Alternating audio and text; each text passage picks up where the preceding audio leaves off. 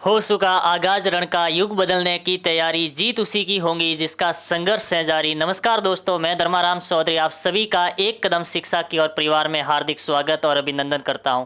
चलिए शुरू करते हैं आज की क्लास। और आज की क्लास अपनी जो पिछली क्लास हमने ली थी एचसीएफ और एलसीएम के ऊपर, उसमें अपने बेसिक कॉन्सेप्ट पढ़ा था। और आज अपन उसके ऊपर लेने वाले क्वेश्चन जो कि हमारे प्रतियोगी परीक्षाओं के लिए अति महत्वपूर्ण होने वाले हैं, जिसमें से कई क्वेश्चन ऐसे हैं जो कि आपके प्रीवियस ईयर परीक्षाओं में अलग अलग पूछे गए हैं, जो कुछ सेंट्रल लेवल जैसे एसएससी बैंक रेलवे में पूछे गए हैं, कुछ अपने आरपीएससी द्वारा परीक्षाओं में पूछे गए हैं। वो सारे प्रश्न मैं आपके सामने लेकर आया हूं। चलिए शुरू करते हैं एक एक करके। जैसे मान लो आपका पहला प्रश्न आपके सामने स्क्रीन पर है कि 2 की पावर 3 इंटू 3 की पावर 2 इंटू 5 की पावर 4 इंटू 7 तथा यहाँ पर आपके पास में 2 की पावर 2 3 की पावर 2 5 इंटू 11 का एचसीएफ क्या है।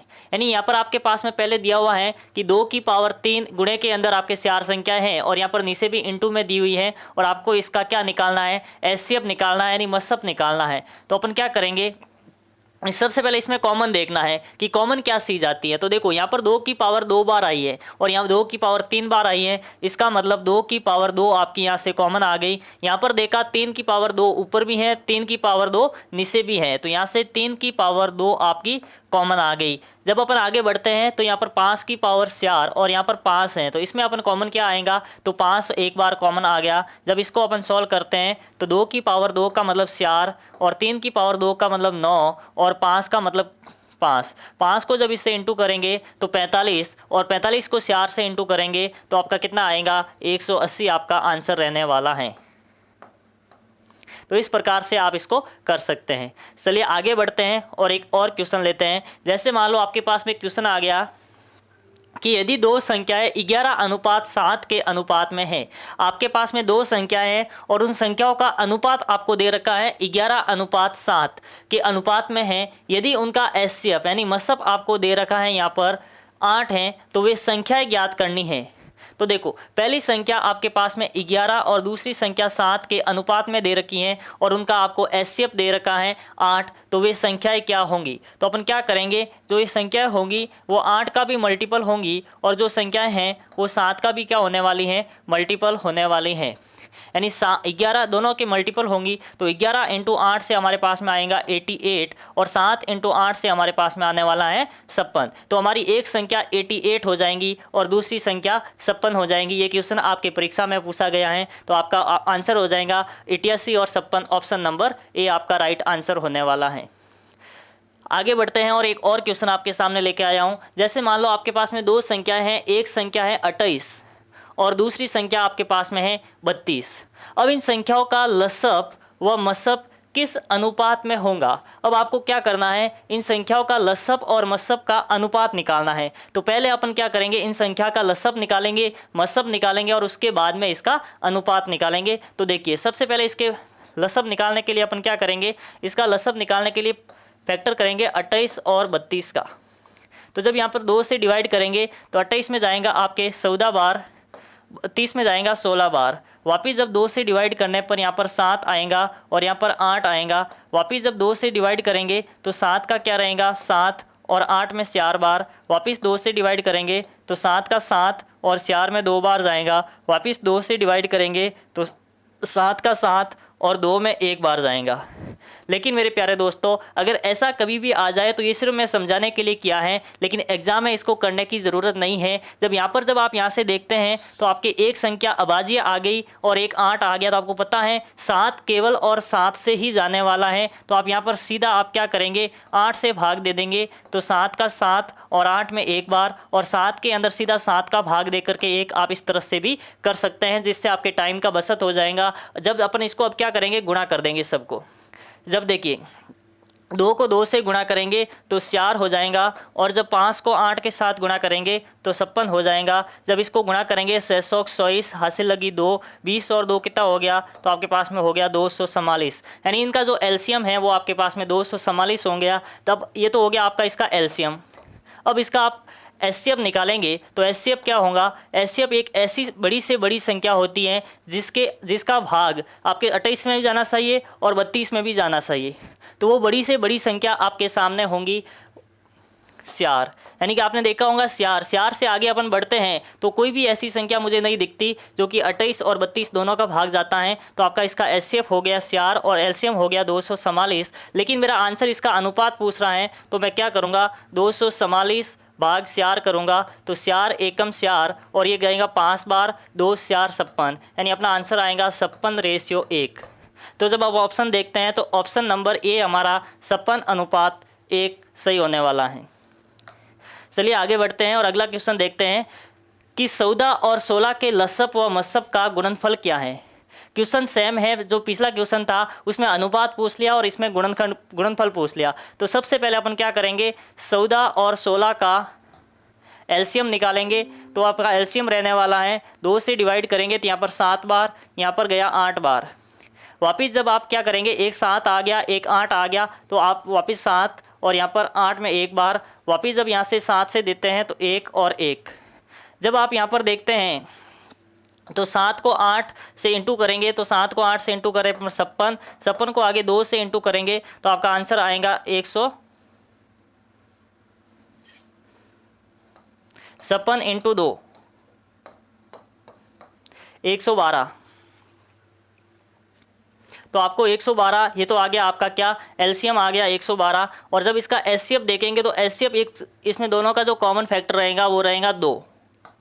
तो आपका एचसीएफ हो गया 2 और एलसीएम हो गया आपके पास में 112। अब इसका आपको गुणनखंड करना है तो आप क्या करेंगे, 112 को 2 से इंटू कर देंगे तो आपका आंसर आने वाला है 224। तो 224 जब ऑप्शन में आप चेक करेंगे तो ऑप्शन नंबर सी आपका सही रहने वाला है 224। आगे बढ़ते हैं और एक और क्वेश्चन करते हैं।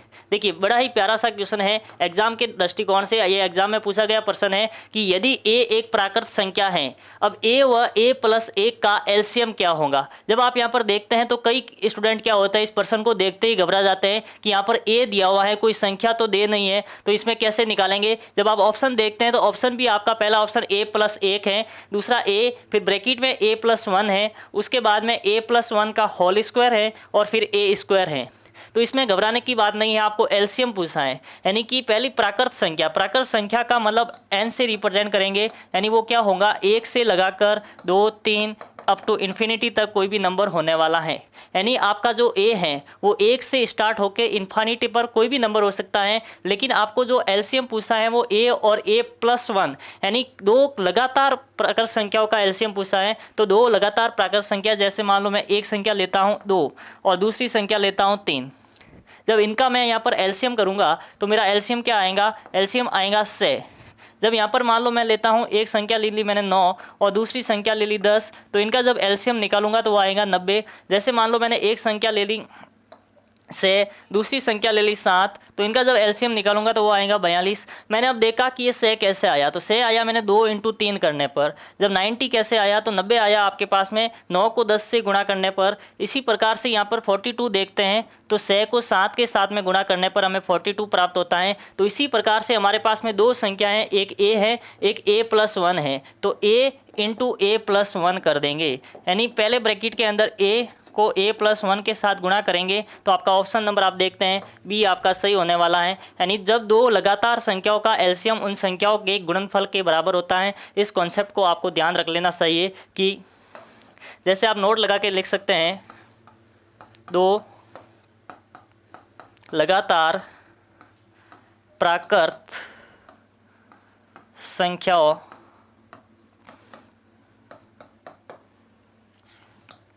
का एलसीएम सदैव उसके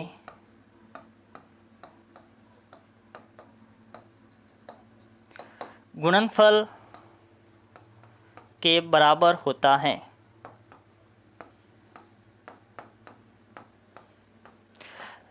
लेकिन अगर आप बात करें इसके एचसीएफ की, तो उसका एचसीएफ सदैव 1 के बराबर होगा।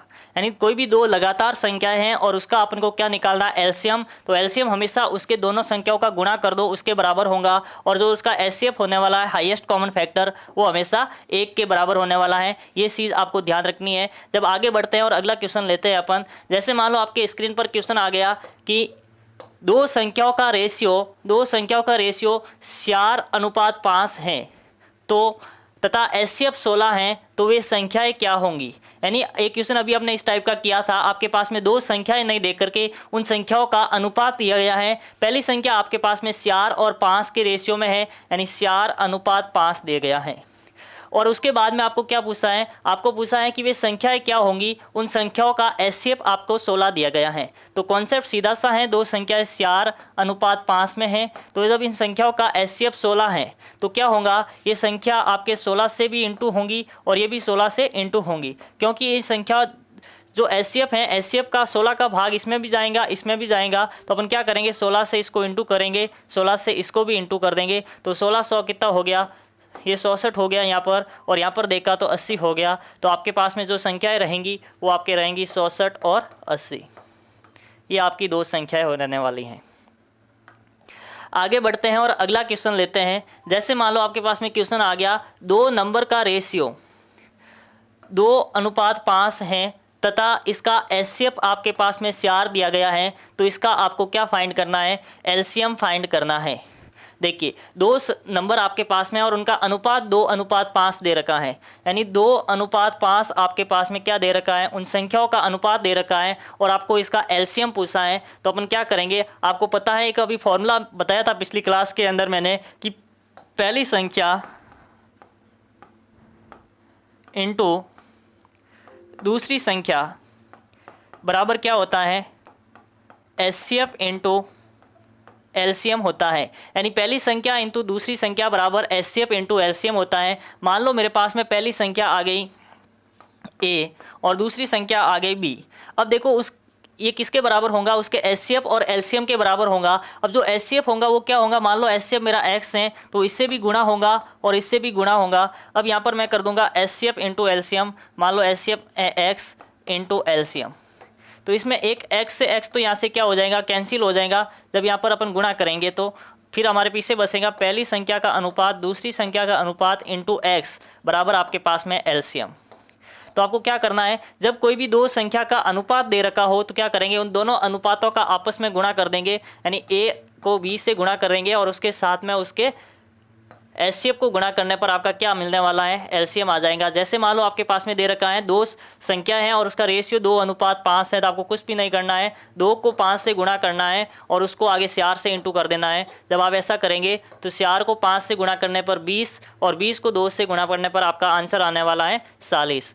तो दो संख्याओं का रेशियो यदि 2:5 है और उनका एचसीएफ 4 है तो उनका एलसीएम कितना होने वाला है, उनका एलसीएम होने वाला है 40।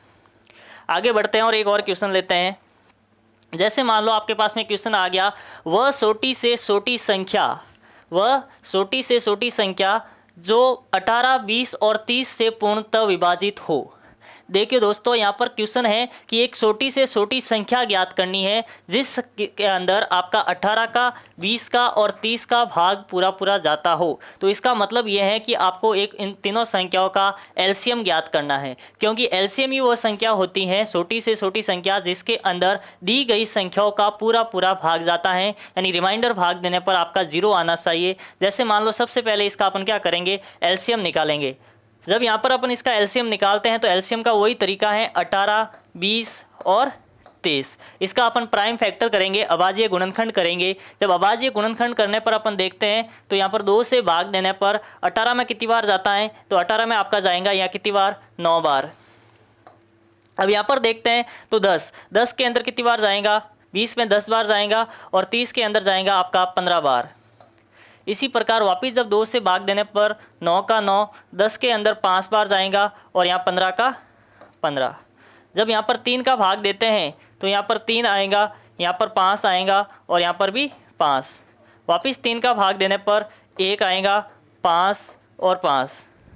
वापिस यहाँ पर 5 का भाग देने पर 1, 1, 1। अब आपको एलसीएम निकालना है। एलसीएम निकालने के लिए अपन क्या करेंगे, आपको यहाँ पर 18, 20, 30 का एलसीएम निकालना है। तो एलसीएम निकालने के लिए इन सब को अपन इंटू कर देंगे, यानी 2 को 2 से इंटू करेंगे तो 2 गुणा 2, उसके साथ में यहाँ से 3 गुणा 3 और यहाँ हो जाएगा 5। जब देखो इसको 5 को 3 से गुणा करेंगे तो आपका आंसर आएगा 15। 15 को जब 3 से गुणा करेंगे 15 तिया 45, 45 को जब 2 से गुणा करेंगे तो 45 दूना 90, और 90 को जब 2 से गुणा करेंगे तो आपका आंसर आएगा 90 दूना 180। तो इस क्वेश्चन का आपका आंसर रहने वाला है 180, यानी वह छोटी से छोटी संख्या 180 होंगी जिसके अंदर अपन 18, 20 और 30 का भाग देने पर क्या होगा, वो पूर्णतः विभाजित होंगी। 180 से छोटी यानी 1 से लगाकर 180 के बीच में ऐसी कोई संख्या नहीं होगी जिसके अंदर इन तीनों का एक साथ भाग जाए और शेषफल 0 बच जाए। तो कहने का मतलब ये है कि सबसे पहले आपको अगर छोटी से छोटी संख्या पूछे तो उसका मतलब आपको एलसीएम निकालना है। जैसे आगे बढ़ते हैं, मिलता जुलता क्वेश्चन है कि वह छोटी से छोटी संख्या जिसको आपको 18, 20 और 30 से भाग देने पर 5 शेष रहे, यानी आपको एक ऐसी संख्या बतानी है कि जिसके अंदर इन तीनों संख्याओं का भाग देने पर शेषफल 5 रहना चाहिए। तो आपने देखा कि सबसे अभी जो आपने पिछला क्वेश्चन किया था इसके अंदर आपने क्या किया था कि इसका आपने एलसीएम निकाला तो 180, यानी छोटी से छोटी संख्या 180 है जिसके अंदर क्या होगा, इन तीनों संख्याओं का भाग जाने वाला है।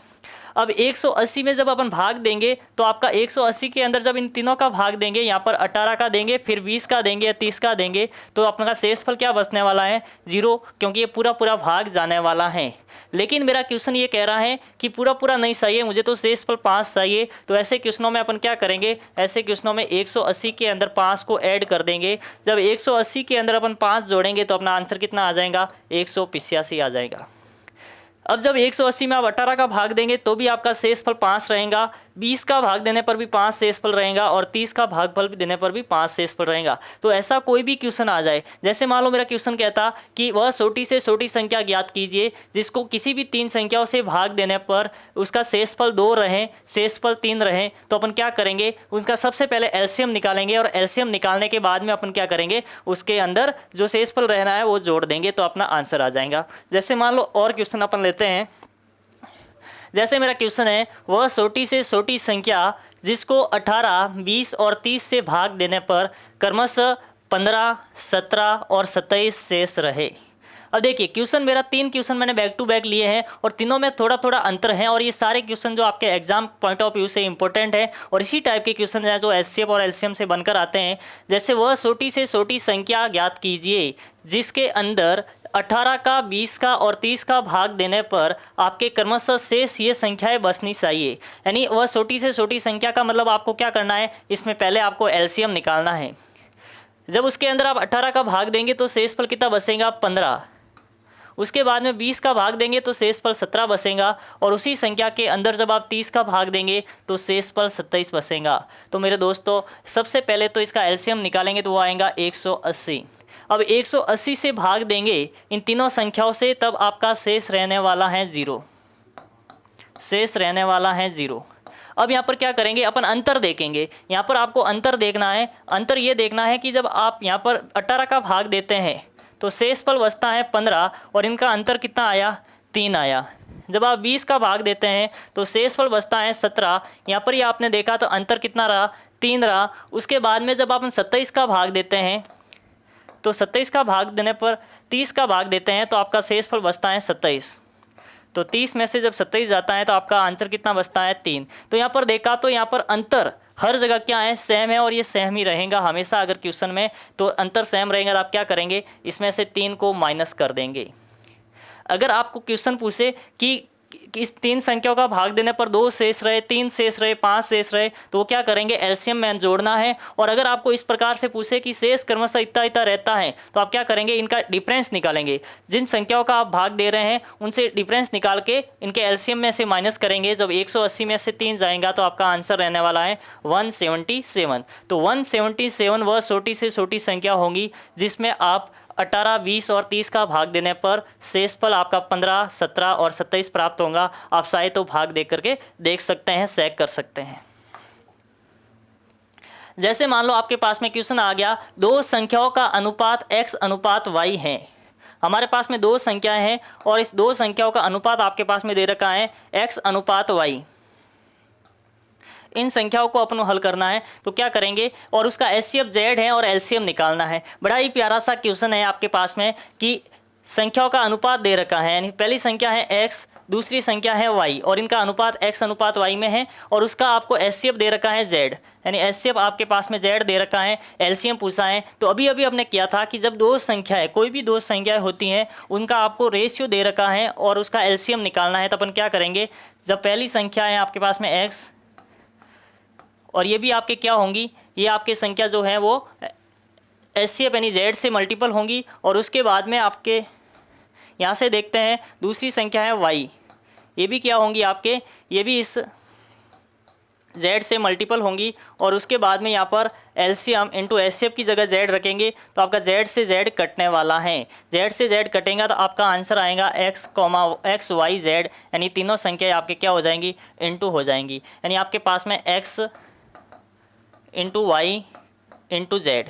कहने का मतलब दो संख्याओं का रेशियो को आपस में गुणा करके उसके एचसीएफ से गुणा करेंगे तो आपका आंसर आएगा, तो आपका आंसर रहने वाला है x y z. Option number B गलत हो जाएगा, सी भी गलत हो जाएगा, ऑप्शन नंबर डी आपका राइट होने वाला है। तो इसमें कॉन्सेप्ट यही लगता है कि पहली संख्या इंटू दूसरी संख्या बराबर एलसीएम इंटू एचसीएफ, क्योंकि पहली संख्या और दूसरी संख्या का आपको अनुपात दे रखा है, तो अनुपात का मतलब है वो संख्या उसके एचसीएफ से मल्टीपल होंगी, तो एचसीएफ से मल्टीपल करके सामने वाले एचसीएफ से आप काट देंगे तो आपके पहली संख्या का अनुपात, उसके बाद में दूसरी संख्या का अनुपात को जब आप इसके एचसीएफ से गुणा करते हैं तो इसका मतलब आपका एलसीएम निकल के आ जाता है। जैसे नेक्स्ट क्वेश्चन लेते हैं, दो संख्याओं का मसब 8 है, यानी आपके पास में एचसीएफ दे रखा है, कोई भी दो संख्या ही नहीं दे रखे, उसका आपको डायरेक्ट एचसीएफ दिया है 8, तो कौन सा उनका एक लसब नहीं हो सकता, यानी इसमें से एलसीएम कौन नहीं हो सकता। आपके पास में 4 ऑप्शन है, आपकी परीक्षा का क्वेश्चन है ये, यानी कि दो संख्या है जिसका आपको पास में मसब 8 है और उसका लसब नहीं हो सकता। तो देखो इसके लिए आपको ये समझना है कि मसब जो है, मसब का लसब के अंदर भाग जाना चाहिए। तो यहाँ पर आप देखते हैं तो मसब 8 है, तो 8 का भाग 100 में पूरा पूरा जाता है, इसलिए ये अपना ऑप्शन गलत हो गया, ये तो इसका लसब हो सकता है। यदि 48 में जब भाग देते हैं तो इसमें भी जाता है, इसलिए ऑप्शन नंबर बी भी आपका गलत हो गया। जब 56 के अंदर 8 का भाग देते हैं तो इसके अंदर भी आपका जो भाग है वो पूरा पूरा जाता है, इसका मतलब ऑप्शन नंबर सी भी आपका गलत हो गया। ऑप्शन नंबर डी आपका सही हो जाएगा, क्योंकि ऑप्शन नंबर डी 60 है और 60 के अंदर 8 का भाग पूरा पूरा नहीं जाता है। जैसे आगे बढ़ते हैं और अगला क्वेश्चन हमारे पास में इस प्रकार से है कि दो संख्याएं 3:4 के अनुपात में है। क्वेश्चन आपके पास में वापिस है कि दो संख्याओं का अनुपात दे रखा है, इस बार ऑप्शन नहीं है, पहला 3 है और दूसरा 4 है, ये अनुपात है 3:4 और उसके बाद में आपका एलसीएम दे रखा है 4, तो आपका एलसीएम निकल के आ जाएगा। यही फॉर्मूला होता है। तो 3 को इससे इंटू करेंगे 312 और 12 को इंटू करेंगे 1248।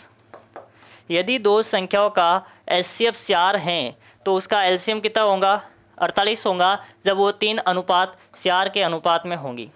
तो आपका ऑप्शन आंसर आ गया 48। आगे बढ़ते हैं और अगला क्वेश्चन लेते हैं। जैसे मान लो आपके पास में क्वेश्चन आ गया,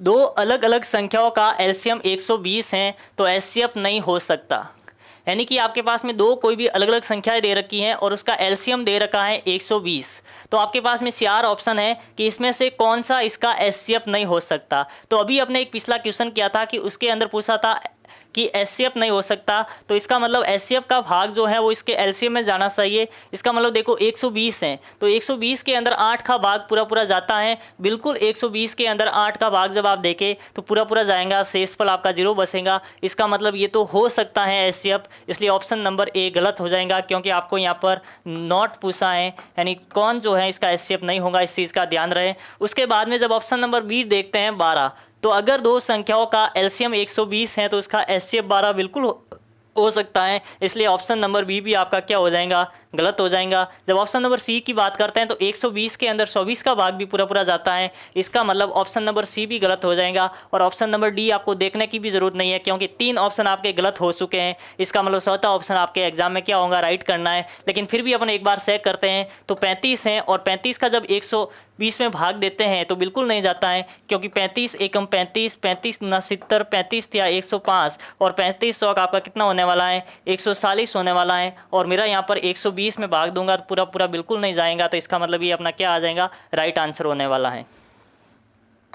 इसी प्रकार आगे बढ़ते हैं और अगला क्वेश्चन लेते हैं कि दो संख्याओं का अनुपात 2:3 है और उनका एलसीएम आपके पास में 54 दे रखा है, तो संख्याओं का योग ज्ञात कीजिए। देखिए क्वेश्चन बड़ा प्यारा सा क्वेश्चन है कि दो संख्याओं का अनुपात 2:3 है और उनका एलसीएम आपके पास में कितना दे रखा है, उनका एलसीएम दे रखा है 54। तो आपको क्या पूछा है, इन संख्याओं का योग पूछा है। तो सबसे पहले वो संख्याएं ज्ञात करेंगे। तो आपके पास में संख्याएं क्या होने वाली हैं, देखो सबसे पहले अपन इसका एलसीएम एचसीएफ निकालेंगे। तो एचसीएफ क्या होगा, तो एचसीएफ होगा, मान लो आपके पास में जो एचसीएफ 2 को एचसीएफ माना x है, तो x ×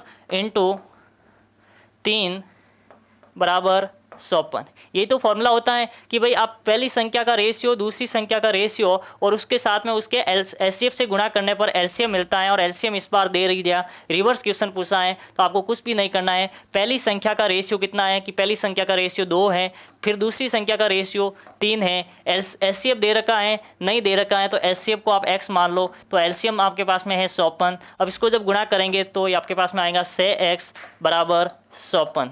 जब इसको काटेंगे तो काटने पर x बराबर कितना आएगा, x बराबर आएगा 9। x आपका क्या हो गया, ये हो गया आपका एचसीएफ यानी मसअप हो गया। अब ये मसअप आपके 2 और 3 दोनों का मल्टीपल होगा, तो यहाँ पर आप 2 × 6 करें 9 करेंगे तो आपके पास में आएगा 18, और जब 3 × 9 करेंगे तो आपके पास में आएगा 27। जब 18 और 27 को आप प्लस करेंगे तो आपके पास में क्या रहने वाला है, 28 45 रहने वाला है। ऑप्शन नंबर आपका हो गया सी राइट। अगर दो संख्याओं का अनुपात पूछता तो आप क्या करते, 18:27 करते, तो ये 9 से कट जाएगा, ये 2 बार ये 3 बार, तो उनका अनुपात हो जाता आपका 2:3। तो इस प्रकार से आप इसको कर सकते हैं। चलिए नेक्स्ट पर्सन की ओर बढ़ते हैं। जैसे मान लो नेक्स्ट क्वेश्चन है आपका, the HCF and LCM of 2 numbers are 9 and 360। आपके पास में क्या है, कोई भी 2 नंबर हैं और 2 नंबर का एलसीएम भी आपके पास में दिया हुआ है, यानी आपके पास में एचसीएफ दिया गया है 9 और एलसीएम दे रखा है आपके पास में 360, और आपका प्रश्न है इफ़ 1 is 45, यानी आपके पास में एक नंबर आपको दे रखा है 1 नंबर इज़ 45, और उसके बाद में आपको क्या करना है कि जो सेकंड नंबर है वो आपको फाइंड करना है। तो ऐसा आपके दिमाग में आया होगा कि आपको एक बताया था फॉर्मूला कि पहली संख्या इनटू दूसरी संख्या बराबर क्या होता है, एलसीएम इनटू एचसीएफ होता है। तो यहाँ पर अपन क्या करेंगे, पहली संख्या आपके पास में दे रखी है वो है 9, पहली संख्या आपके पास में 45 दे रखी है, दूसरी संख्या मान लो आपको निकालनी है तो उसको आप x मान लो, और इसका जो एलसीएम है वो आपके पास में दे रखा है 360, एलसीएम आपके पास में 360 दे रखा है, और इसका एचसीएफ जो है वो आपके पास में 9 दे रखा है। जब इसको आप सॉल्व करेंगे तो इससे आपका आंसर निकल के आ जाएगा। तो यहाँ पर जब x की वैल्यू निकालेंगे तो आप क्या करेंगे, 360/9 में भाग दे देंगे 45 का। तो यहाँ पर देखो 9 से ये कट गया कितनी बार, 9 पंजे 45 5 बार, और 5 का जब इसके अंदर अपन भाग लगाएंगे तो 5 का इसमें भाग जाने वाला है 7 बार, 35 1/10 2 बार, यानी जो आपका आंसर आएगा वो आएगा 72। यानी एक ऐसी दो संख्याएं जिसका एचसीएफ और एलसीएम 9 और 360 है, जिसमें से एक संख्या आपके पास में 45 है तो दूसरी संख्या आपके क्या होने वाली है, 72 होने वाली है। तो आपका आंसर 72 आने वाला है। जैसे मान लो आपके पास में क्वेश्चन आ गया इस प्रकार सा कि यदि एक संख्या a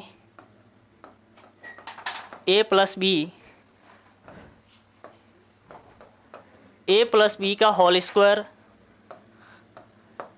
a² - b² है, तथा दूसरी संख्या आपके पास में a + b का होल स्क्वायर a - b है, तो इसका एचसीएफ क्या होगा। तो आपके पास में देखो एक अलजेब्रिक फॉर्म में संख्याएं दे रखी है। पहली संख्या ये है यानी a और a² - b² तक मल्टीपल में है पूरी की पूरी, और दूसरी संख्या आपके a + b का होल स्क्वायर और a - b है। तो आपको एचसीएफ का मतलब आपको क्या करना है, इसमें कॉमन फैक्टर देखना है। तो यहाँ पर देखो a + b का होल स्क्वायर, a² - b² और a आ रहा है, तो आपको दूसरी संख्या देख लेनी है यहाँ पर a + b। तो देखो a + b इसमें भी आ रहा है और a + b आपका इसमें भी आ रहा है, तो एक कॉमन फैक्टर हो गया आपका a + b। जब आप यहाँ पर a² - b² को खोलेंगे तो a² - b² आपका a प्लस बी और a माइनस बी के अंदर खुलेगा, तो यहाँ से a माइनस बी और यहाँ से a माइनस बी, तो ये भी आ गया आपका a माइनस बी। तो इस प्रकार से a प्लस बी और a माइनस बी, तो आपका जो एचसीएफ रहेगा वो a square minus b square रहने वाला है। तो इस प्रकार मैं उम्मीद करता हूं कि आपको ये सारे क्वेश्चन समझ में आए होंगे, क्योंकि ये जो पूरे क्वेश्चन थे जो आपके एचसीएफ और एलसीएम जो पिछली क्लास में अपने इसके कॉन्सेप्ट पढ़े थे उसके ऊपर बेस्ड थे कि उसको किस प्रकार से अपन यूज़ करके इस प्रश्नों को सॉल्व कर सकते हैं। हर टाइप के क्वेश्चन को मैंने टच करने का प्रयास किया है। उम्मीद करता हूँ आज की क्लास आपको पसंद आई होंगी। मिलते हैं एक और नई क्लास के साथ, तब तक के लिए all the best, take care.